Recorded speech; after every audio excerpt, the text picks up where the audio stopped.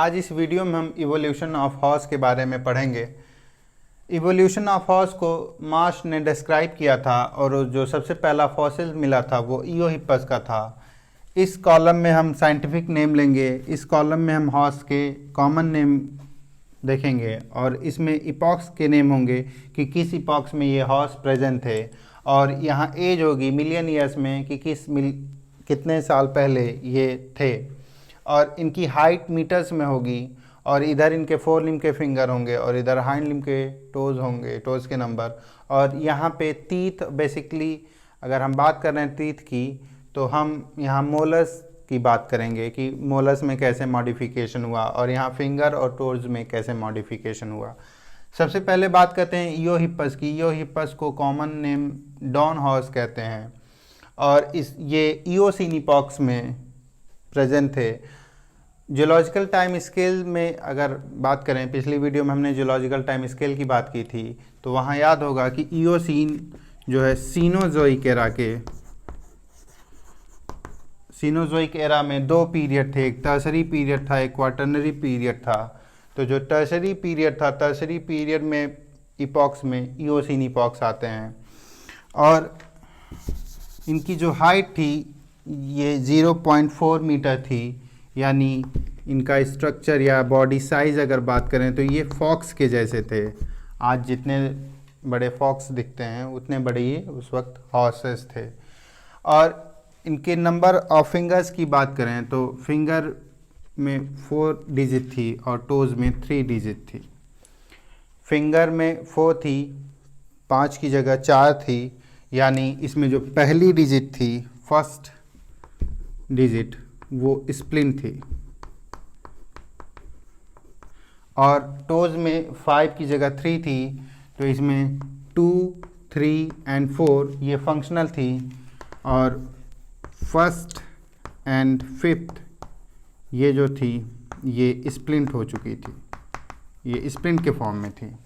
और जो टीथ की बात करें तो टीथ में हम मोलर की बात कर रहे हैं, तो इनके जो मोलर थे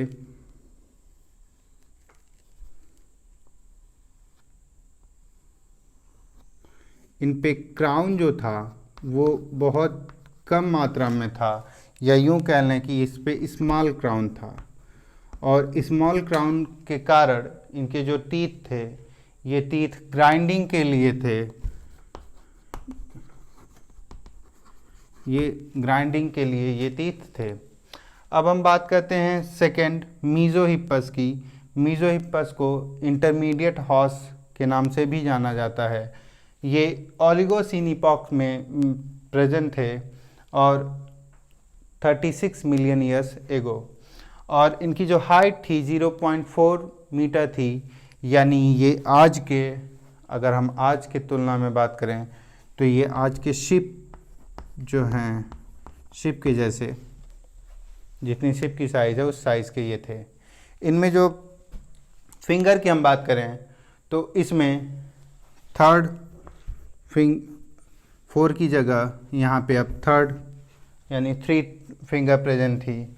और टोज़, अगर हम टोज़ की बात करें तो यहाँ टोज़ की संख्या भी 3 थी। अब यहाँ से फर्स्ट स्प्लिन थी, लेकिन यहाँ पे फर्स्ट एंड फिफ्थ दोनों स्प्लिंट हो गई, जिसके वजह से सिर्फ नंबर ऑफ फिंगर 3 थे। और यहाँ पे ऐसे ही था, एज सेम, जैसे कि यहाँ पे फर्स्ट और फिफ्थ पहले ही स्प्लिंट हो गई थी और नंबर 3 था, तो यहाँ पे भी नंबर 3 था। और मोलर्स की बात करें तो ये भी सेम थे, ऐसे ही। नेक्स्ट आता है मैरिकहिप्पस। मैरिकहिप्पस को रूमिनेंट हॉर्स के नाम से भी जाना जाता है, और ये मायोसीन इपॉक्स में प्रेजेंट थे 25 मिलियन ईयर्स एगो। और अगर हम इनकी हाइट की बात करें तो इनकी हाइट जो है 1 मीटर थी, और अगर इसकी तुलना आज के किसी जीव से करें तो ये डंकी के जैसे थे। आज के डंकी की जितनी साइज़ है उस साइज़ के ये थे। और हम इनके टोज़ और फिंगर्स की बात करें तो अब यहाँ पे बहुत ज़्यादा चेंज हुआ, और चेंज ये हुआ कि इनमें जो फिंगर थी सिर्फ अब 3 से घट करके 1 हुई, और ये एक जो थी यानी ओनली थर्ड फिंगर जो है वो डेवलप हुई।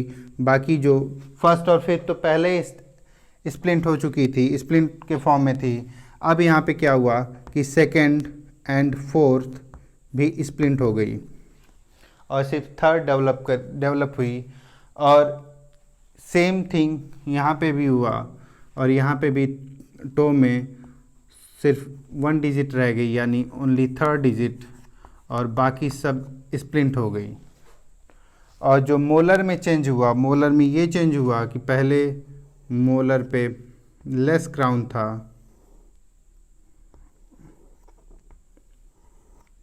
और सॉरी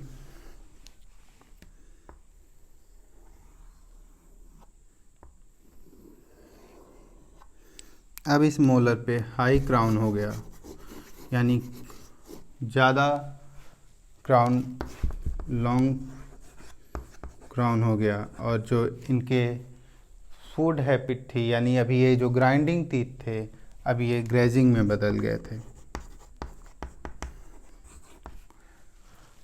इसमें नेक्स्ट आता है प्लियोहिप्पस। प्लियोहिप्पस जिसका कॉमन नेम प्लियोसीन हॉर्स है, और ये प्लियोसीन इपॉक्स में प्रेजेंट था 13 मिलियन ईयर्स एगो। और इनकी जो हाइट थी ये 1.2 मीटर थी, यानी अगर आज की तुलना करें तो ये आज के मॉडर्न पोनी के जैसे दिखते थे हाइट के, बॉडी साइज। और फिंगर और टोज़ ये चूँकि डेवलप हो चुके थे, ओनली थर्ड फिंगर डेवलप हुई थी, और यही ज़्यादा विकसित हुई, और टोज़ में भी थर्ड यही सबसे ज़्यादा डेवलप हुई। और जो टीथ थी ये लॉन्ग क्राउन डेवलप हो चुका था, और ये लॉन्ग क्राउन की वजह से अब ये ग्रेजिंग करने में सक्षम थे। नेक्स्ट है इसमें इक्वस। इक्वस को मॉडर्न हॉर्स भी कहते हैं, और ये प्लिस्टोसीन इपॉक्स में प्रेजेंट थे, या यूँ कहें कि अब ये मॉडर्न हॉर्स जो हैं यही प्रेजेंट हैं आज के डेट में भी। प्लिस्टोसीन से अब तक जो हॉर्स का इवोल्यूशन हुआ है ये मॉडर्न हॉर्स कहे जाते हैं। और ये इनकी एज जो है मिलियन ईयर्स में, ये 1 मिलियन ईयर से अब तक ये प्रेजेंट हैं, और इनकी जो हाइट है 1.6 मीटर है। और इनमें यही थर्ड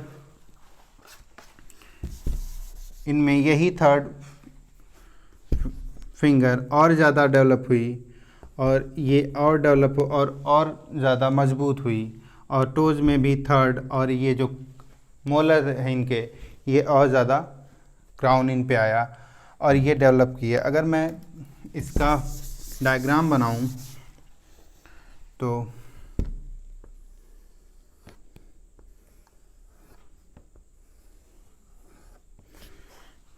सिर्फ ये थर्ड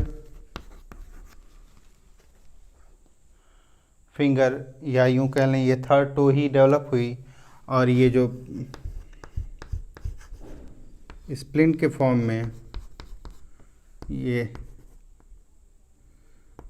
सेकंड और इधर ये फोर्थ ये स्प्लिंट के फॉर्म में प्रेजेंट हैं, और ये थर्ड ये डेवलप होती चली गई। और अगर मैं ये क्राउन की बात करें तो ये क्राउन इन पे लॉन्ग क्राउन इस वजह से हुआ क्योंकि जो फॉरेस्ट से चूँकि सीनोजोइक एरा में पृथ्वी ठंडी होती चली गई, और ज़्यादा ठंडे इन्वायरमेंट की वजह से जो फॉरेस्ट है फॉरेस्ट को ग्रासलैंड ने रिप्लेस किया, और जो ग्रासेस प्रेजेंट हैं इनमें सिलिका का कंसंट्रेशन काफ़ी हाई है। इस वजह से चूँकि इनके इनेमल इरोड ना हो, इनके क्राउन जो हैं ये लॉन्ग होते चले गए ताकि ये अच्छे से ग्रेजिंग कर सकें।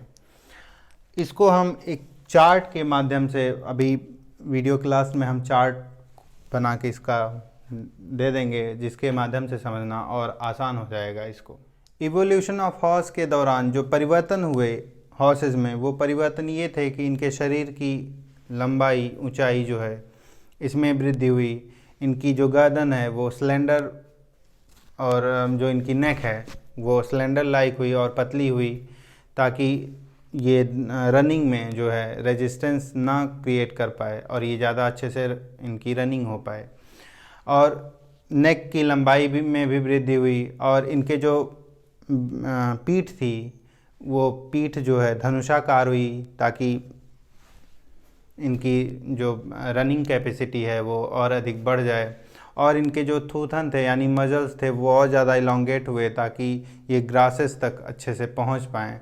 और समय के साथ साथ धीरे धीरे इनके पैर की लंबाई में वृद्धि हुई और इनके पैर ज़्यादा ताकतवर हुए, ताकि ये ज़्यादा तेज़ी से दौड़ पाएँ।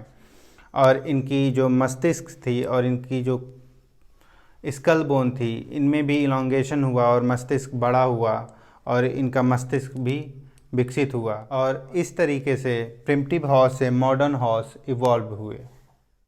इस चार्ट के माध्यम से हम अच्छे से कंपेयर कर सकते हैं और ये देख सकते हैं कि हॉर्स का इवोल्यूशन कैसे हुआ।